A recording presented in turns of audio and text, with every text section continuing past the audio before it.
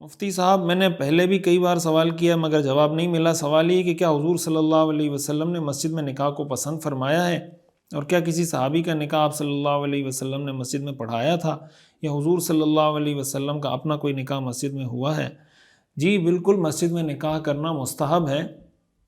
حضرت عائشہ کی روایت ہے ترمذی شریف میں، رسول اللہ صلی اللہ علیہ وسلم نے ارشاد فرمایا اعلنوا النکاح وجعلوہ فی المساجد، کہ نکاح کا اعلان کرو اور اس کو مسجد میں کرو۔ یعنی مسجد میں جب آپ کریں گے تو اس کا ایک فائدہ یہ آٹومیٹکلی ہو جائے گا کہ اس کا اعلان ہو جائے گا، لوگوں کو پتہ چل جائے گا۔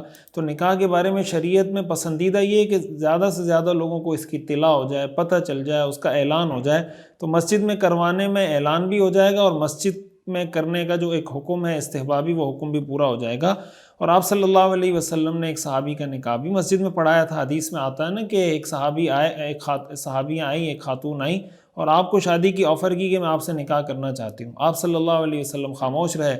اتنے میں ایک صحابی آ گئے تو آپ نے فرمایا اگر میں تمہارا نکاح کرا دوں، وہ خاتون اس پہ راضی تھیں، تو تمہارے پاس کچھ ہے مہر دینے کے لیے؟ تو انہوں نے فرمایا کہ میرے پاس تو کچھ نہیں۔ وہ پورا ایک تفصیلی واقعہ ہے۔ تو آپ صلی اللہ علیہ وسلم نے ان کا نکاح مسجد میں کروایا تھا۔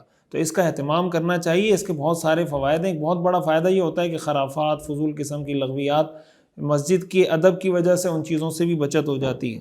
سیرت النبی صلی اللہ علیہ وسلم کا مکمل اور جامع اور کمپریہنسو کورس دیکھیے ہر اتوار کی رات 10 بجے پاکستانی وقت کے مطابق ہمارے آفیشیل یوٹیوب چینل مفتی رشید آفیشیل پر۔ اس کورس میں انشاءاللہ آپ اپنے پیغمبر صلی اللہ علیہ وسلم کی مکمل زندگی کے بارے میں جان سکیں گے۔ خود بھی جڑیں، اپنی فیملی کو، بچوں کو، دوستوں کو بھی جوڑیے۔